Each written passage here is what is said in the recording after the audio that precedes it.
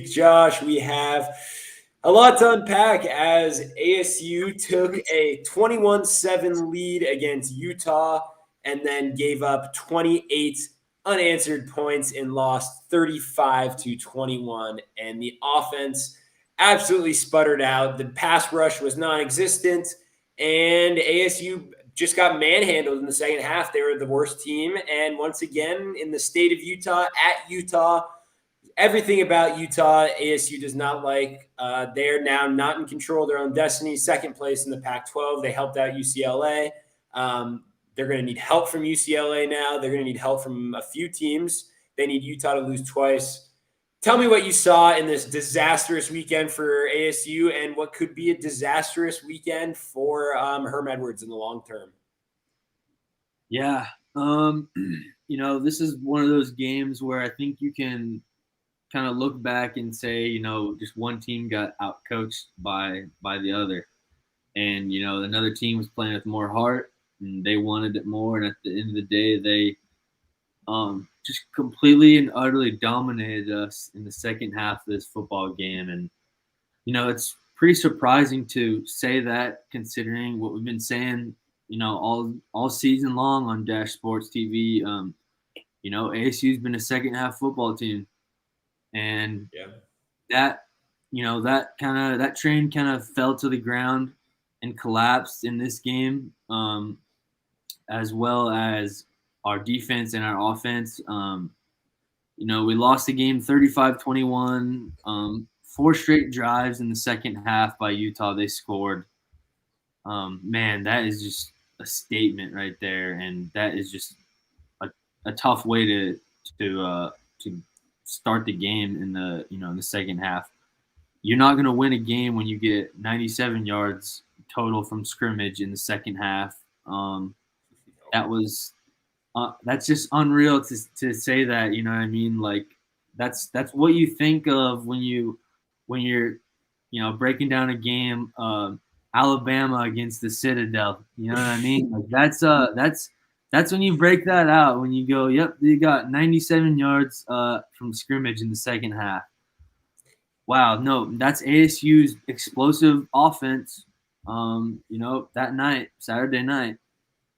And, I think Jaden played as well as he could. I think our offensive line was holding up in the first half. In the second half, they literally were just gassed.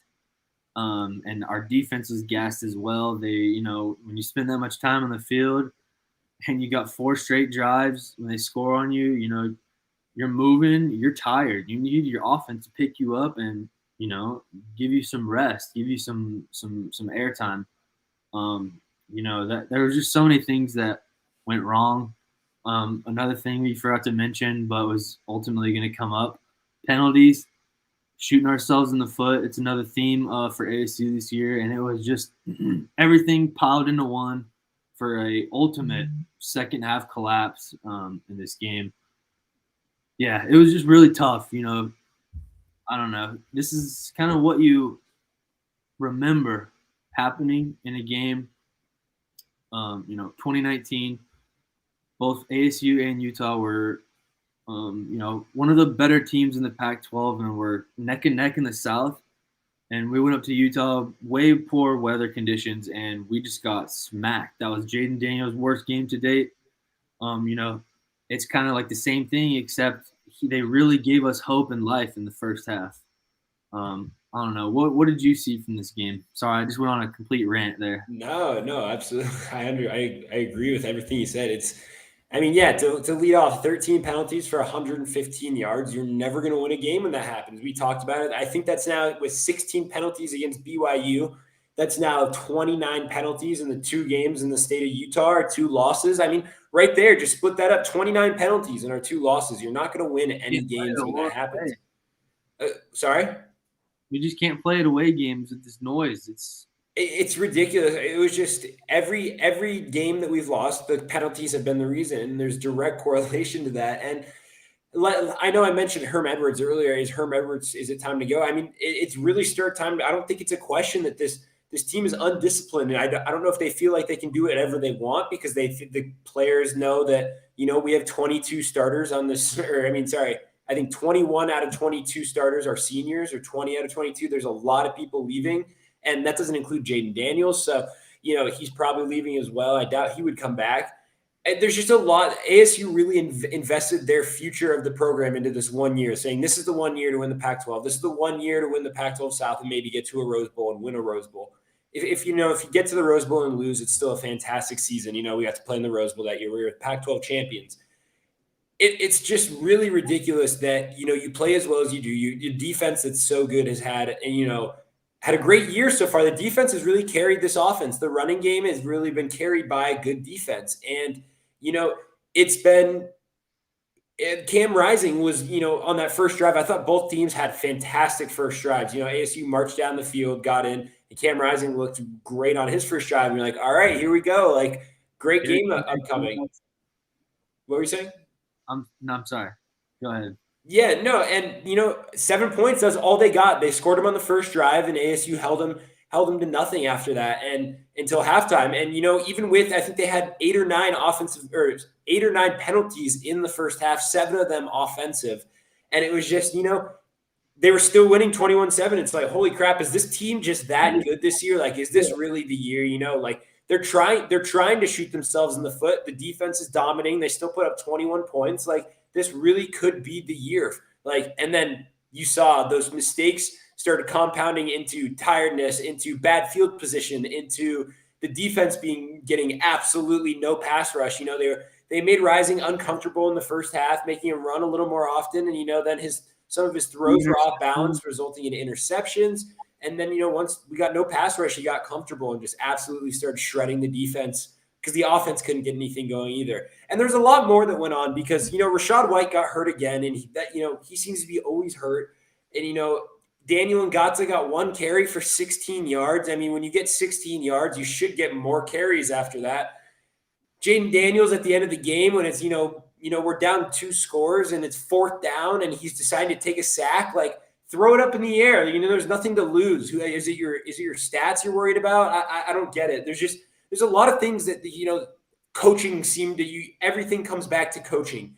And the more and more it grows on me, I love Herm Edwards, but the results aren't there. We might lose another 2 games this season if this is the result. And we're going to have another 8-4 season, 9 wins with maybe a bowl win in the Alamo Bowl or some crap bowl in New Mexico. I don't know, but Herm Edwards is not getting any of these results, and we now have an NCAA investigation and no positive results. Everything's negative. So, it might be time for him to go.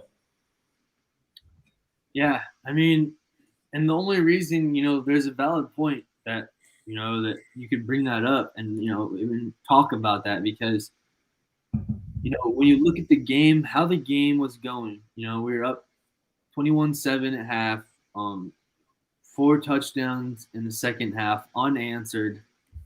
That just screams, you just got outcoached. Yeah. You did not make the necessary adjustments in the middle of the game or at halftime, however you want to look at it, to compete and to win the game. And it was just kind of shocking to see, considering how well, prepared this defense seems to have been, up until this point in the season. We've been one of the best defensive units in the Pac-12. And, we knew Utah was explosive, and they were coming off 2 really good games. So you knew they were going to have confidence. But, I just expected this to be more of a hard-fought team. And, obviously Utah wanted it more. They really proved that. And, yeah, we just simply got outcoached, in my opinion. I mean, 28 unanswered points. How many times are we going to say that? Oh, it's over under. How many times are we going to say that tonight? So 28 unanswered. Here's a stat for you. ASU had 4 possessions in the second half. They had 2 possessions each quarter. Utah had 4 touchdowns. ASU only had 4 possessions in the second half to Utah's 4 touchdowns. So it like you said, it really was just someone that got straight up out coached. But okay, so more breakdown on the game. What do you think? Because personally, I think that was one of Jaden Daniels' best games. I really enjoyed how he played. He was throwing the ball downfield. He was running well. And this kind of transitions into our next. What will it ever take? Like, what could have gone better for ASU? Obviously, the penalties. Like, is it a new coach? Like, if they are a more talented team than Utah. They shot themselves in the foot, tired themselves out, and just really fought their entire battle uphill. What does ASU need to do? They have the best quarterback in the conference. I don't think it's really even that close this year. Slovis is really below average. USC's, I know they didn't play this week, but it's not even. I think it's not even a question that Daniels is the best quarterback in the conference. When can you say that ASU's had for sure the best quarterback in the conference? They probably have the best rushing attack. I know Utah outrushed us, but we were averaging over 200 yards rushing, and our receivers were dropping a lot of balls, but we have one of the best offensive lines. We have a really experienced linebacker group with Merlin and Darian Butler and Kyle Sola, who's a captain leading the team in tackles. Chase Lucas, who actually didn't play, Evan Fields didn't play. That did really show, but that's a big factor for you're sure. still a better team, and you can't use that as an excuse because especially the way you just got your butt kicked. So, what do you think needs to go right for ASU? Not necessarily this season, but like what could they improve on next season? It's going to take a lot, I don't know. What is it ever going to take for ASU to be that team in the Pac-12?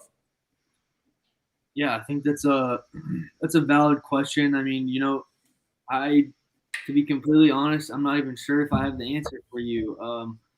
It seems to be kind of the culture that has just been this ASU team for the past, maybe 4 to 5 years, 3 to 4 years. You build up a lot of momentum, and I guess you could say this for the basketball team too. To be fair, I mean, they did go on quite a bit better run. 14 games, or 16 games undefeated, compared to a couple of mediocre stringing together Pac-12 games by this football team. But hey, we take that a lot over here. So hey, we don't care if you don't like it. But no, that really just seems to be the culture, and I think you have to change. You just have to change, the winning culture for this team and this university, and that's going to take a lot more money. When it comes down to it, it's going to take a lot more just a community in general. But also, this team, when you look at this game, we're just going to come back to it. We just simply got outcoached. It really came down to it. And, if that comes to, replacing Herm Edwards or someone else on the team, maybe Ray Anderson will have to come to that decision towards the end of the year or something like that. Yeah. But let me throw another stat out to you. Our first drive of the night was our longest. Now, I'm sorry that, like you said, Jaden Daniels had one of his better games. Jaden Daniels is out there making plays just like the rest of the team. I know we're missing a couple of key players, and that hurts. Yeah. But that is on the coaches. Your first drive of the game was your longest. You did not get another. You obviously got more touchdowns, but you didn't put together a longer winning drive than that. You didn't make the proper adjustments that you needed to, win the football game. Yeah. And it just comes down to it. We had a great first half, but we couldn't keep it together in the second half. And I think Utah. Go ahead. Utah was also 7 of 11 on third down. Like, you're never going to win games like that ever.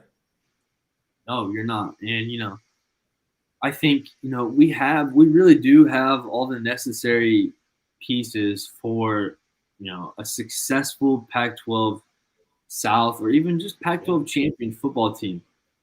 Just to be completely honest, we are one of the most talented teams in the Pac-12 South. We have veterans, we have the young, still electric quarterback, and we have, we're harping on them right now, but we have an electric coaching staff. We have NFL talent and experience out the wazoo, littered throughout this team's coaching staff, and it still is up to them to get these players ready. And man, I'm not really sure what went on at halftime, but Utah clearly outmarked us in that factor, in that aspect of the game, because we had a great first half. To quote one of the biggest Twitter memes of all time, they had us in the first half.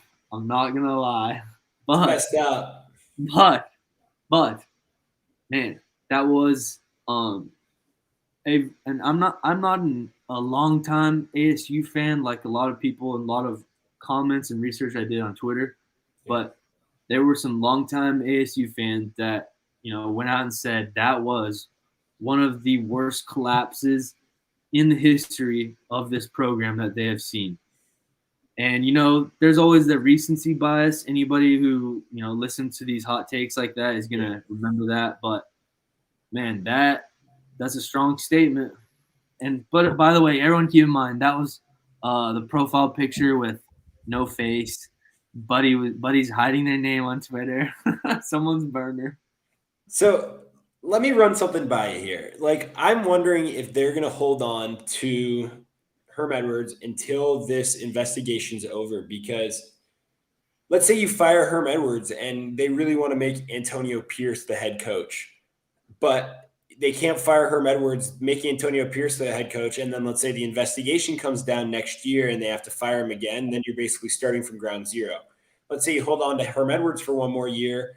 And then, the investigation comes out next year. You pin it on Edwards, fire Edwards, and then you promote Antonio Pierce to head coach. That's what I'm kind of thinking might happen, is that, they're kind of waiting to, no matter what, if we do get cleared of this, then they're going to fire Edwards anyways. And then I'm just trying to think of a path that Pierce doesn't become the head coach without getting the investigation pinned on him.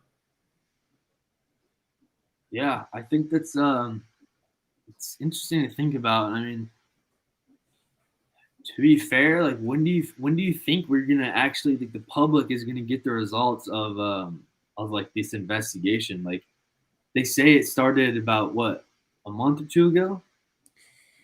Yeah, And probably sometime in the next year and a half is my guess. Like, we should know probably sometime by the next, like, either start or end of football season of college football. yeah, man, that's just gonna be that really is a tough spot for this team. Just in general, not even looking at the team right now and what's going on, but just when you look down the road, where this team is going to be at in a year. A lot of people gone. Everyone did get an extra year of eligibility. Let's remember that from the Yeah. NCAA. So I'm not sure, how separated the situation is within ASU with, actual seniors per se, people using an extra year of eligibility, but we could get somewhat of a veteran roster, maybe certain parts of the defense or offense. I think we're gonna have a decent running back core, just to say the least. And even if Antonio Pierce is our head coach, like you say, in one of those scenarios you just put out there. Obviously, the defense or the team is going to be defensive minded. Considering your head coach, played defense, he was a defensive mind, and it continues to be in the college football world. Yeah, Yeah. And out of everything that happened in this miserable game where they gave up, 2 touchdowns each quarter, 28 points in the second half, I want to give some positives. They did get 2 turnovers. This defense continues to create turnovers, which is always fantastic. And, that can set up your team in a successful place to win. Like I said, we do need to get better on third downs. That seems to be an issue, penalties. But, the defense really, I mean, there's a few pass interference calls here and there, defensive holdings, whatever. But, those are going to happen throughout a game. It's really not the defense that's committing a lot of these penalties. They're not the ones shooting themselves in the foot. I think the reason the pass rush basically disappeared in the second half was because, by the time it got to 21-21 going into the fourth quarter, the defense was gassed. And, we saw this, there literally being no pass rush. And, I think that was because the offense couldn't move the ball in the third quarter. I really do think that's why. So, I want to give the defense some credit. I thought they played well, and I really thought Jaden Daniels made a lot out of nothing. His receivers definitely did not help him out at all. So, it's tough because no one looked good on the offense and no one looked good on the defense. When you give up 28 points, I don't really want to say the defense played well, but because, they could get more stops too. I'm not saying that it's all in the offense, but, I just really think the team didn't help themselves out either way. And it was a really upsetting loss because you kind of just realized that, like, as an ASU fan, the question we have on the screen, if not this year, when, is like, you probably never. Like, ASU is never going to get the highest profile coach. We could get lucky with the Trevor Lawrence or random Josh Allens of the world that go number one overall. But you get pretty lucky if you do get someone like that. But I don't think ASU is ever going to build that program of just dominating Pac-12s and stringing together consecutive championship appearances, or competing in the top 10, because it seems every time they get somewhere, or climbing up the rankings, this is a big opportunity this is it. Like, if you win this game, you're in the Pac-12 championship, and they lose it. And it's like every year this happens. Every year it's like you need this, you need this. This year you just need to win one game. It was UCLA and it's this one, and those are the only two games. U of A doesn't matter. They are terrible. Like, it's just really frustrating. And I don't know if ASU is ever going to reach that mark, but as I say that, we're going to check, how, if they can, what help do they need for this year? So, Josh, I'm going to walk you through the rest of the schedule, and keep in mind how much they love penalties and how much they can't play on the road. So, rest of the schedule, they have a bye week this week, and then they play Washington State on the 30th. They play USC on the 6th, Washington on the 13th, and then Oregon State on the 20th, U of A on the 27th. Those Washington and Oregon State games are on the road. Washington State, USC, and U of A are all in Tempe. So with those 5 games remaining, ASU, these are all probably winnable games. The Washington game scares me, knowing that ASU has, and Oregon State. Yeah, but I'm saying Washington scares me. They always have a good crowd. ASU is unable to play in a crowd. So, and that being said, we're going to need Utah to lose twice. And, Utah has a much tougher schedule than ASU. They really could lose 2 games. So they play at Oregon State this week, which is going to be a big game for Sun Devil fans to watch because that Oregon State team is talented. UCLA at home the following week. Then they play at Stanford, get a week off, play at U of A, and then following that, they play home against Oregon, home against Colorado. Colorado and U of A are probably 2 wins. So you're going to need those 2 losses to come from Oregon State, UCLA, Stanford, or Oregon. So Sun Devil fans, you're going to want to watch this weekend. And, if they win this one, they're going to need to lose 2 of those 3 games against UCLA, Stanford, or Oregon. And I think Stanford's a decent team. They can surprise people, especially, that game's at Stanford and, up in San Francisco in that area. So it's going to be, you're going to need to be scoreboard watching, and you're not just going to have to win games, but you're going to need help as well.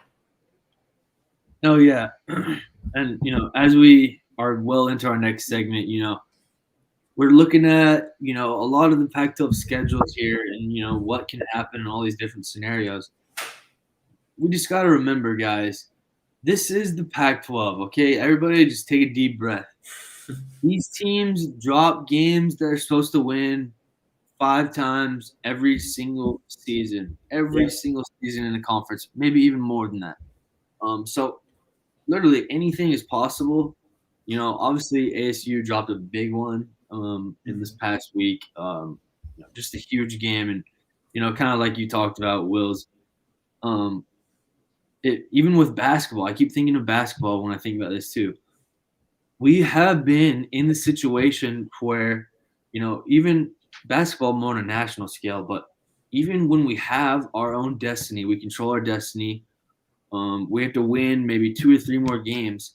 That seems to be the point where the players or the coaches, either one, just kind of falls apart, and it doesn't happen. It doesn't come through. We don't get the result that we want. I think that it's just got to be one of those years where we have that it factor, where we have that it factor that can determine a win or a loss. Like last year, it's supposed to be, Josh Christopher on the basketball team, and that really never panned out. So until we get one of those players that pans out like that, that will be, or in the coaching staff, especially on the football side of things, is definitely more coach-oriented, game, especially regarding when you're comparing it to basketball. Yeah. But no, let's get back to looking at this, the rest of the season. I think ASU can get some lucky losses from Utah. Like you said, they have to go play Oregon State next, and then UCLA and Stanford. That's going to be some tough stretch of games, and then obviously they're going to be looking ahead at the Oregon game when they play Arizona.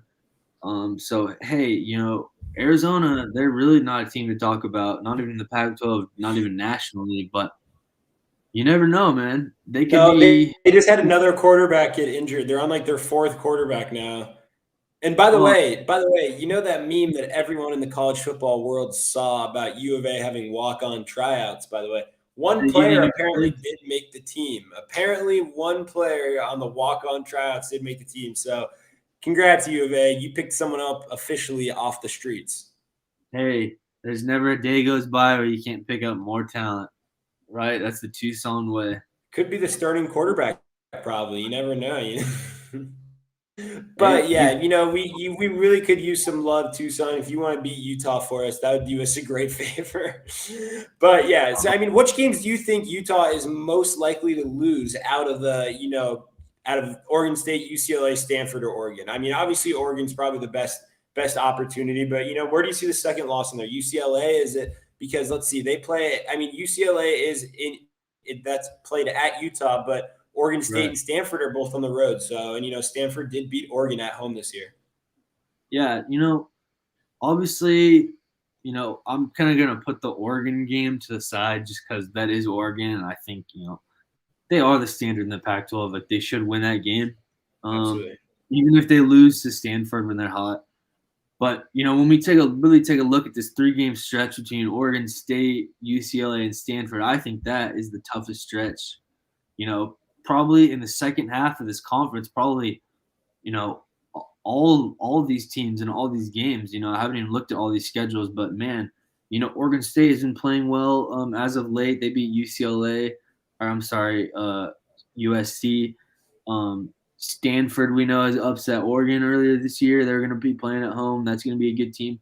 And then coming off this UCLA game, that is my matchup right there. That is the one that intrigues me the most. Yeah. I think if Utah messes up and falters, it's going to be to this Chip Kelly offense and DTR. They are going to, really show up in Utah, and that's going to be a cold game. It's when you think about it and look at it, it's obviously going to be a defensively, low scoring game considering the weather, but obviously this DTR ran offense is unbelievable. They have a two-faced quarterback. Or I'm sorry, that sounded wrong.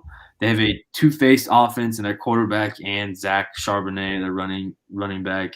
I think they could really cause some problems for that Utah team, which would be a crucial drop for them, and that would obviously help ASU.